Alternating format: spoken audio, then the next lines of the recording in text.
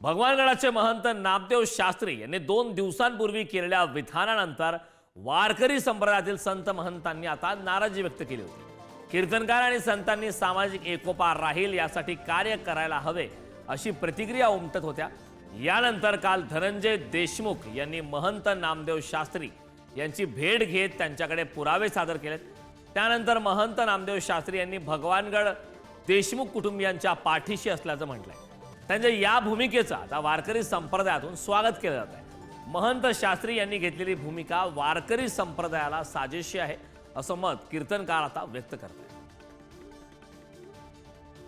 धनंजय देशमुख त्यांच्या भेटीला गेले आणि त्यांनी ठाम सांगितलं की बाबा मी जसं एखाद्या नेत्याचं त्या काळामध्ये समर्थन केलं असेल, परंतु आज हा पीडित कुटुंबाच्या मी मागं आहे आणि ह्या पीडित कुटुंबाला जोपर्यंत म्हणजे धनंजय देशमुख यांचं आमच्या संतोष अण्णाचं जे काही दुर्दैवी त्या ठिकाणी हत्या झाली, त्या हत्येला जोपर्यंत आरोपीला त्या ठिकाणी सजा होत नाही किंवा त्या कुटुंबाला न्याय मिळत नाही तोपर्यंत भगवान भक्तिगड त्यांच्या पाठीशी उभा राहील हे त्यांनी ज्यावेळेस ठाम सांगितलं त्यावेळेस सगळ्या महाराष्ट्रातून वारकरी संप्रदायाचं म्हणजे एक मन फुललं की एक संतांचे विचार कसे असावेत, सगळ्यांसाठी न्याय देणारे असावेत आणि एवढ्या उंचीच्या माणसानं एवढ्या महंत माणसानं त्या ठिकाणी ही भूमिका घेतली स्वागतप्रिय आहे, आमच्या वारकऱ्यांसाठी समाधानकारक आहे।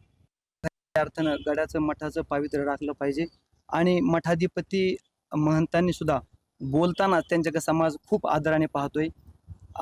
त्यांच्या शब्दाला समाजामध्ये खूप किंमत येते, वंदनीय आहेत म्हणून त्यांनी सुद्धा प्रत्येक विषय बोलत असताना समाजामध्ये तेढ न निर्माण होता समाज एकोप्यानं कसा राहील असं त्या ठिकाणी महंतांनी वागलं पाहिजे आणि हे आम्हाला अपेक्षित आहे।